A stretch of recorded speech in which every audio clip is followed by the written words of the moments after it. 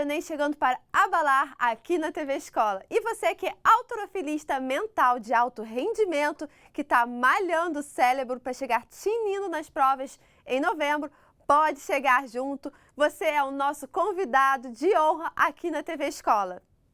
Tá todo mundo pronto para começar uma série de exercícios de hoje? Então vamos conferir as atrações dessa terça-feira. No programa de hoje, a entrevista é com o professor de Geografia Leandro Lima, dando dicas incríveis para você. A teleaula do dia, apresentada pelo Lande Vieira, é de Geografia. Vamos ficar por dentro de migração e cartografia.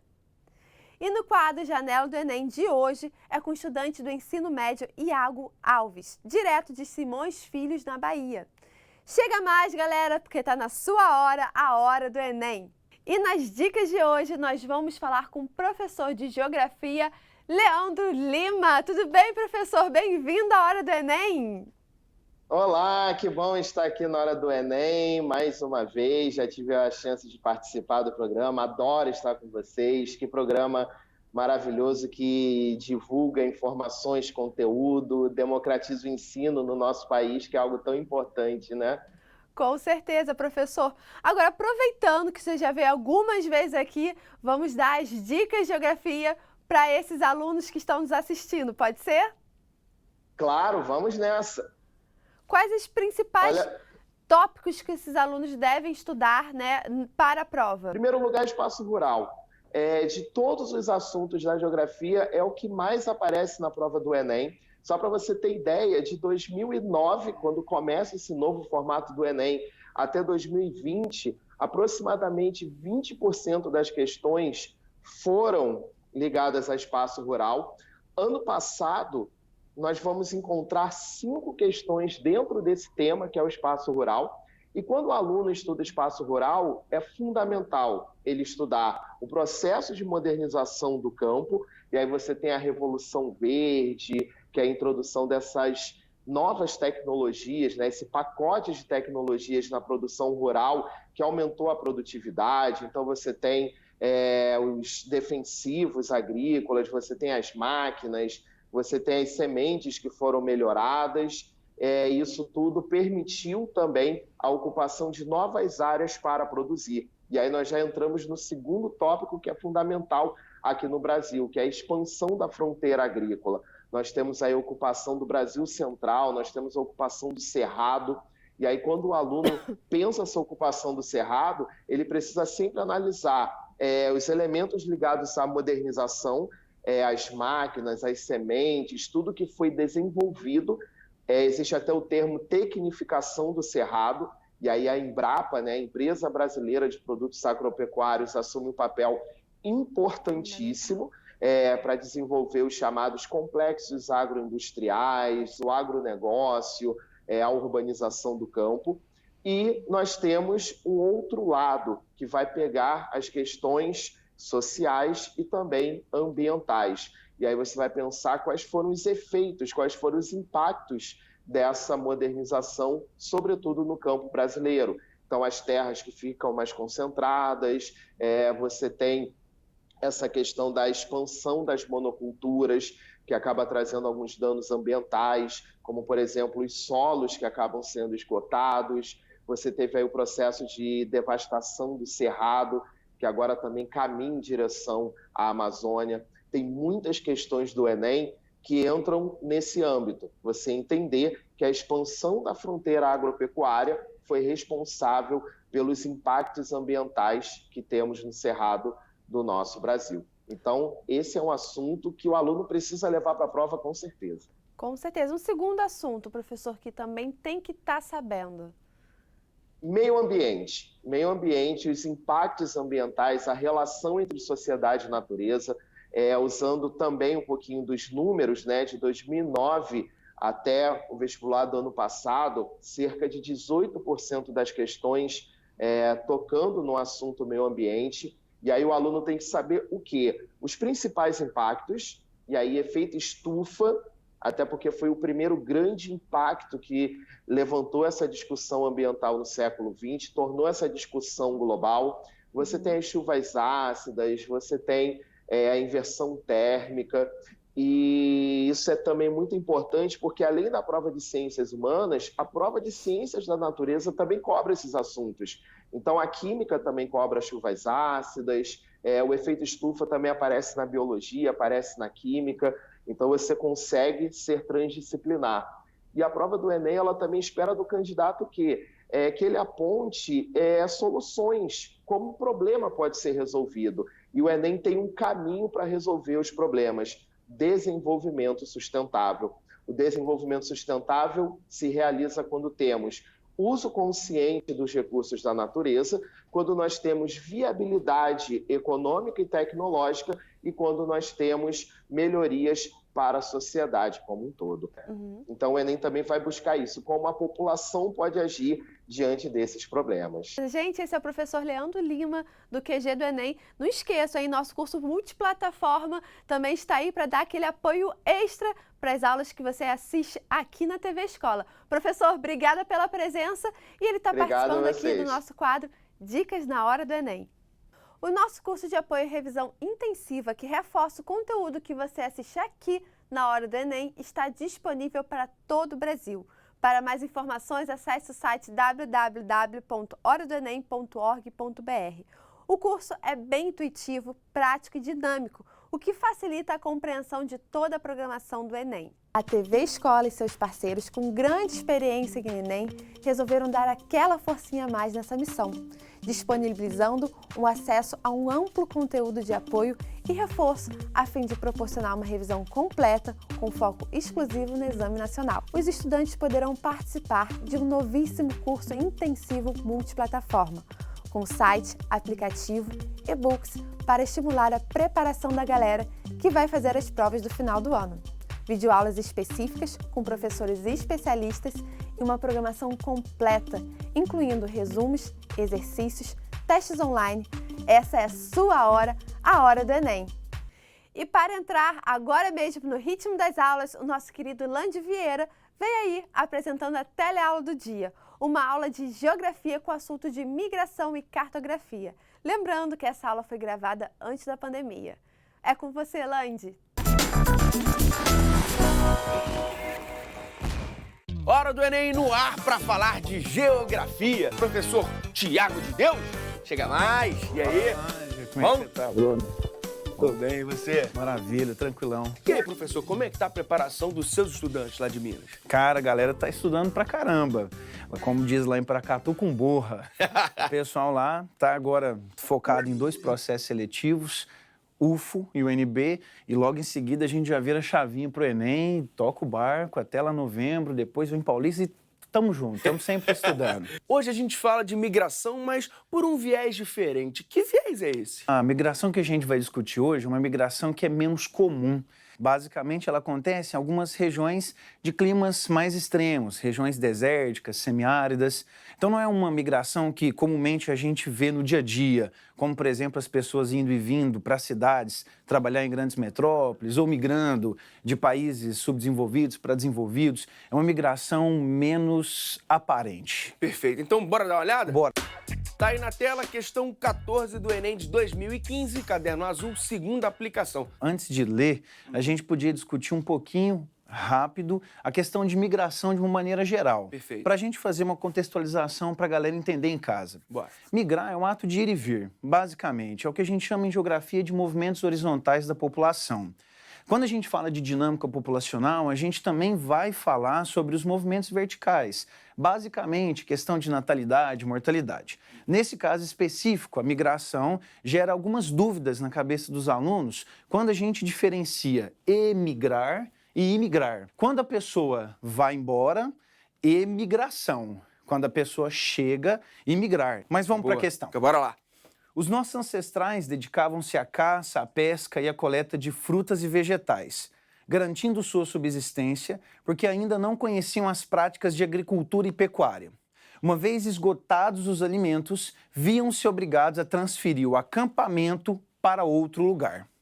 Então, o texto vai trazer um movimento de migração como estava falando dos nossos ancestrais, que era mais comum num período em que as populações não se fixavam num lugar específico. Então, o ir e vir era muito mais comum, muito mais constante. Professor, é comum o Enem tratar de assuntos da pré-história?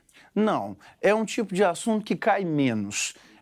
Nesse caso, no caso da migração aqui, que a gente vai discutir, isso é menos comum considerando a evolução de tecnologias, o processo de desenvolvimento da agricultura, que a gente vai chamar de revolução agrícola, e aí a gente vai passar por alto no que a gente chama de paleolítico, neolítico, que é a evolução do hominídeo, né? A evolução dele em sociedade como um todo. Entendi, perfeito. Mas e aí, professor, como é que a gente resolve essa questão?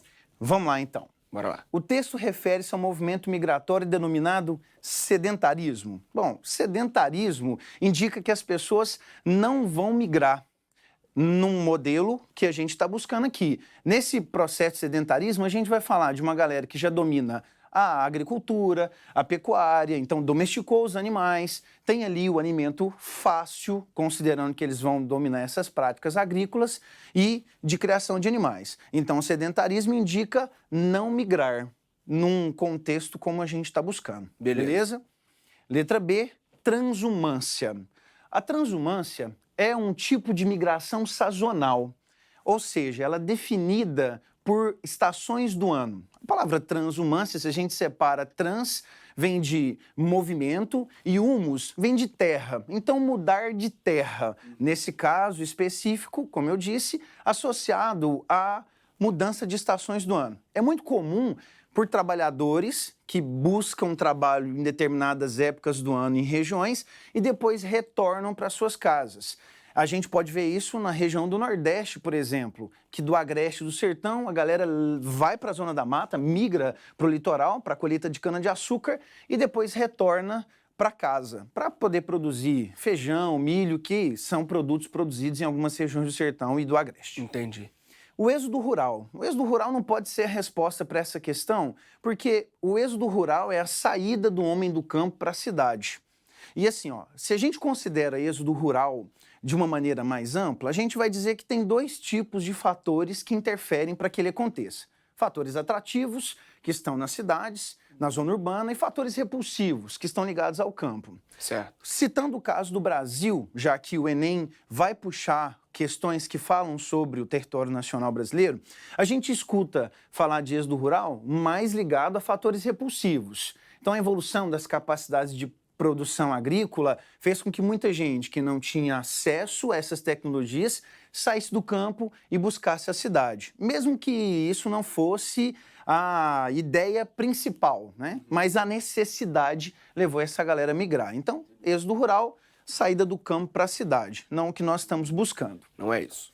A letra D responde à nossa questão, nomadismo. Hoje existe um movimento de nômades muito menor do que no passado, devido à evolução de tecnologias. O acesso à informação proporcionado pela globalização, por exemplo, possibilita que as pessoas tenham maior conhecimento técnico e, com isso, consigam desenvolver práticas agrícolas e pecuárias de maior desenvolvimento, de maior capacidade produtiva, mais eficientes, para assim dizer. Então, hoje, a gente pode citar exemplos de populações nômades como os tuaregs, que vivem no norte da África, na região do deserto do Saara. Então, eles migram sempre, né? Não tem uma moradia fixa, que é a característica do exercício que a gente busca.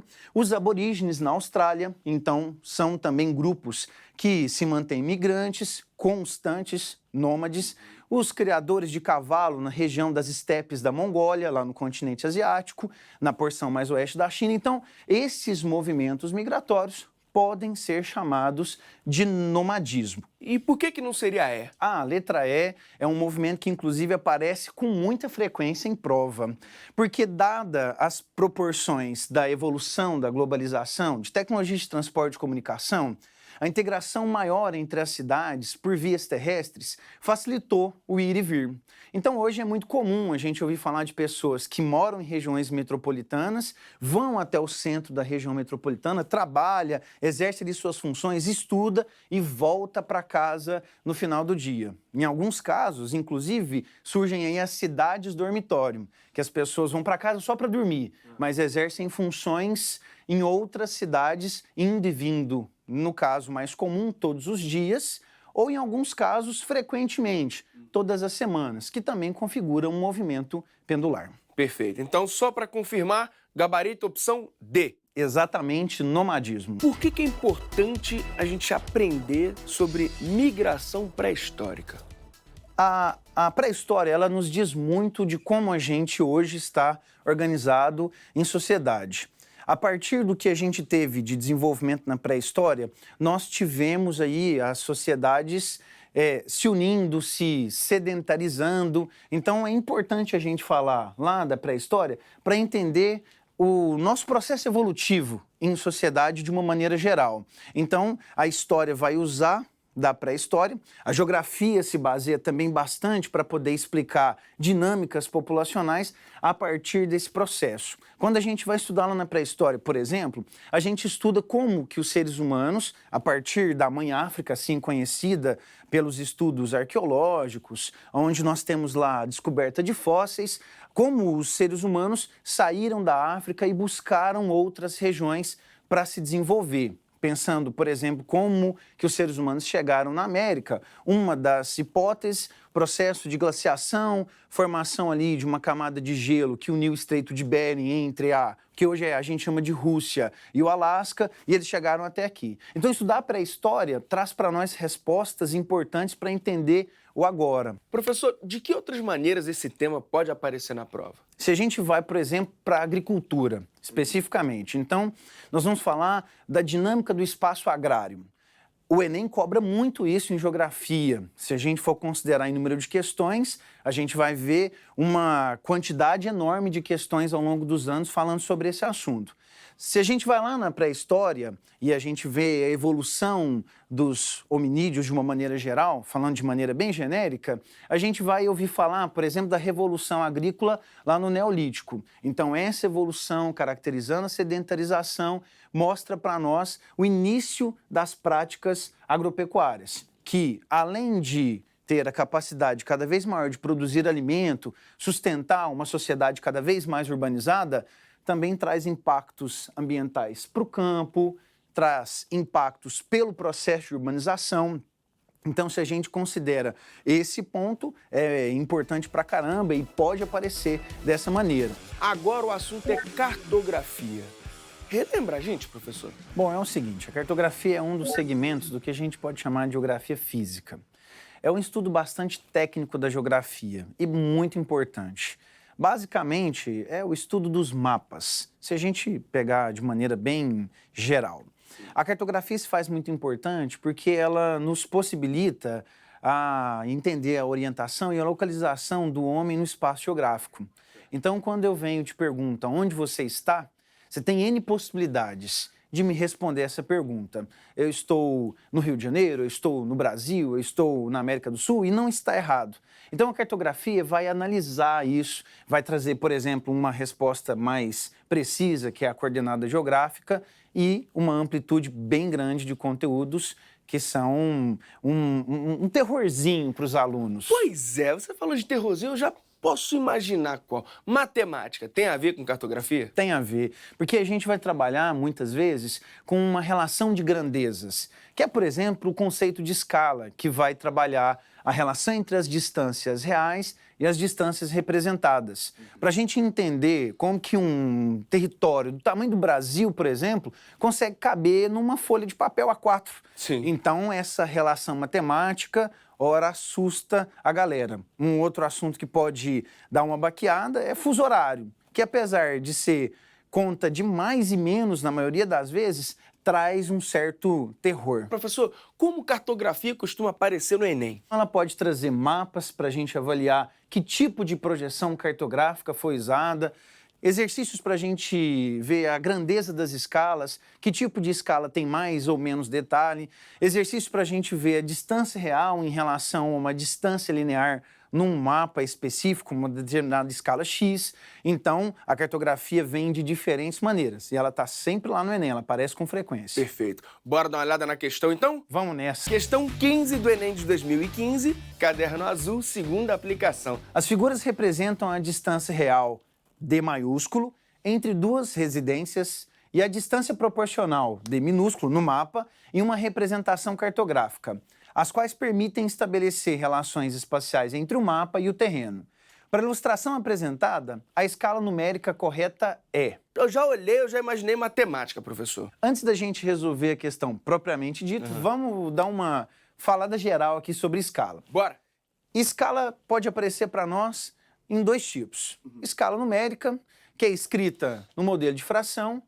1 centímetro no mapa corresponde, aqui nesse caso do exemplo, 1 milhão de centímetros na realidade. Então, toda a escala numérica obrigatoriamente é dada de centímetro para centímetro. Isso é muito importante na hora de fazer um exercício, porque às vezes a gente vai fazer uma questão, a gente vai ter que transferir uma unidade para outra unidade antes de dar a resposta. Sim. A escala gráfica, ela é um pouco mais fácil, a gente diz que é uma escala explícita, ela é segmentada, é uma reta segmentada, e que no mapa é preciso que tenha 1 centímetro para a gente visualizar. 1 centímetro corresponde a 10 quilômetros na realidade, 2 centímetros, 20 quilômetros.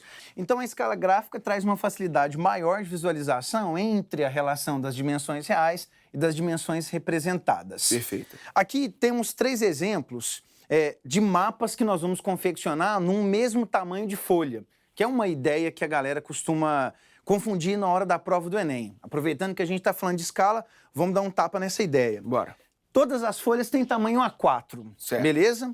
No mapa 1, a gente vai desenhar o estado de Minas Gerais, Beleza. fazendo uma referência para Aracatu. Opa, e No aqui mapa é Patinga. 2, nós vamos fazer o mapa do Brasil. Então, de mesmo tamanho de folha, eu estou aumentando a área representada. Minas é menor do que o Brasil. Certo. No mapa 3, nós vamos fazer o mapa mundi, pegando o planeta Terra inteiro. Beleza. Ou seja, quanto maior a área representada, menos detalhes nós vamos ter dessa representação. Certo. Porque nós estamos representando sempre um espaço maior e para isso eu vou ter que reduzir cada vez mais a representação do real para colocar no papel. É muito comum nessas representações a galera confundir o que é escala maior e menor. Pegando o mapa de Minas Gerais, que é a menor área que nós estamos representando, nós temos a maior escala. Ou seja, a escala que traz mais detalhes. Certo. O mapa do Brasil, uma escala dentre as 3 analisadas, uma escala média. Certo. Então, uma escala média dentro do que nós estamos analisando. E o mapa mundi, com uma área muito maior, uma escala pequena. Ou seja, quanto maior a área representada, menor será a escala. Entendi. E, portanto, menor será o detalhe. Dessa maneira, a gente pode dar como exemplo aqui um mapa 1 por 40 milhões, 1 por 120 milhões. Tá lá uns zerinhos Opa, ali. tá faltando 3 zeros aqui. Já foi. E aqui 1 por 500 milhões. Lembrando que esses números são hipotéticos, Claro. beleza? Só para a gente entender que quanto maior o denominador, menor a escala, para facilitar a visualização. Perfeito. Se Beleza? souber matemática, já até ajuda nisso daí, né? Ajuda bastante. Perfeito. Ajuda bastante. Para a gente resolver essa questão, a gente precisa retomar aqui os dados. Certo. Então ele diz para mim que a distância real entre os 2 pontos, a partir da imagem, é 2.000 metros. Então a distância real, o Dzão, 2.000 metros. Ele fala para mim que a distância no mapa, o Dzinho, é de 40 milímetros. E aí ele está pedindo para nós a escala.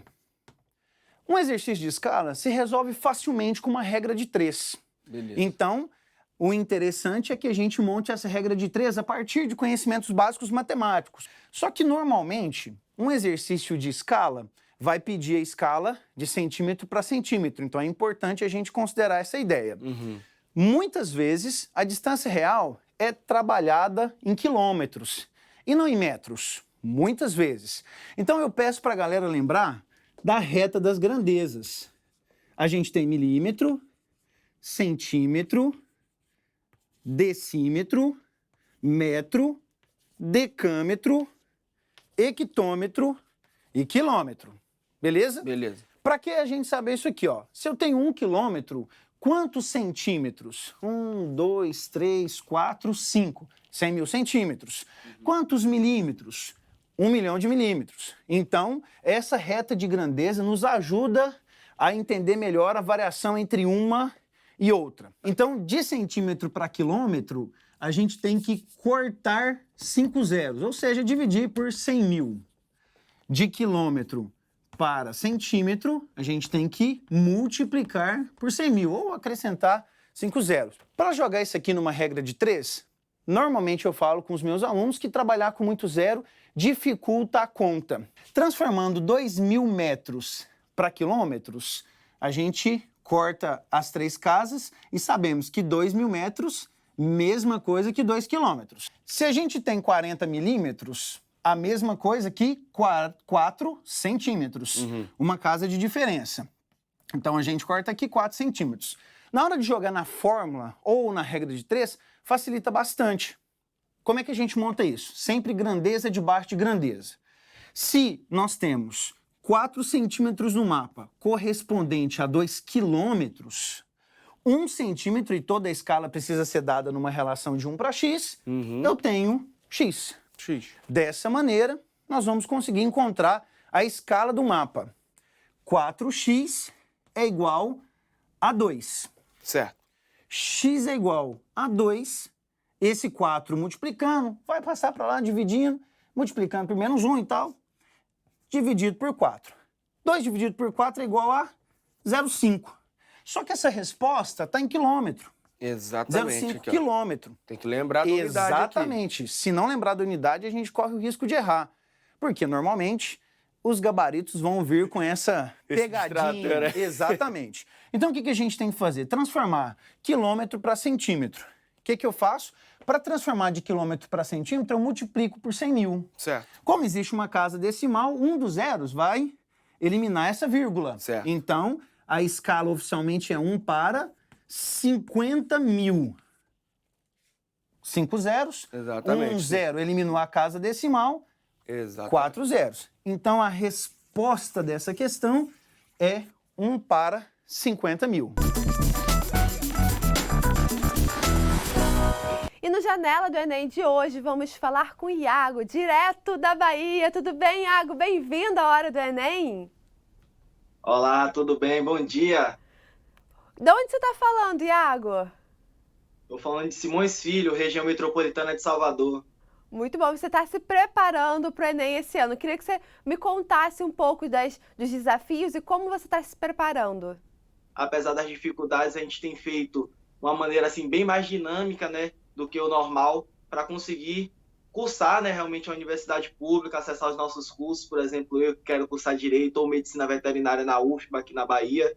Então a gente realmente vem nesse empenho, se dedicando muito através das videoaulas, através até aqui do próprio Instagram, do YouTube, da TV Escola, né, que consegue estar dando os materiais muito importantes para nós. E fazendo estudo também com consulta com os professores, nas aulas online, te retirando um pouco do tempo também para estar dando a leitura em livros didáticos, livros também de histórias, né, que realmente vem conseguindo ajudar a gente nesse período. Com certeza. Agora você tem focado muito em redação, que eu estou sabendo.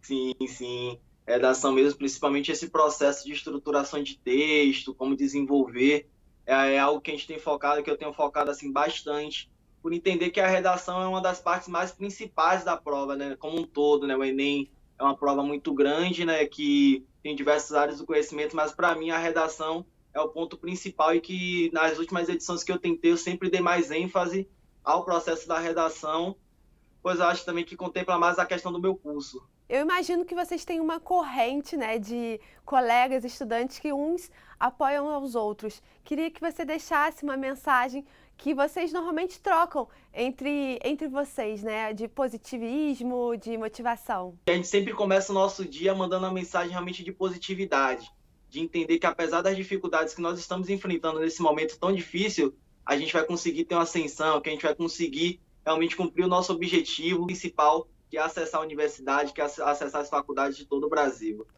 Gente, esse é Iago, direto da Bahia, participando do Janela do Enem.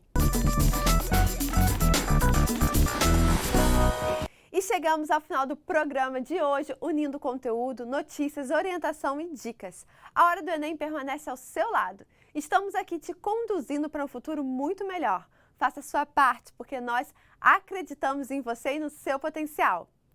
Estamos com o WhatsApp da Hora do Enem para você dar sugestões, tirar dúvidas e participar conosco da janela do Enem. Será uma honra receber você contando a sua história. Marque a gente também nas redes sociais através da hashtag Hora do Enem, no @TV Escola e @Tatiana D'Angelo. Para maiores informações sobre o curso intensivo multiplataforma, acesse o site www.horadoenem.org.br. É hora de você ter confiança, é hora de se comprometer consigo mesmo, é hora de estudar, confie e tenha fé. Lembrando que estamos cada vez mais conectados e juntos, pois essa é a sua hora, é a hora do Enem. Até amanhã, bons estudos!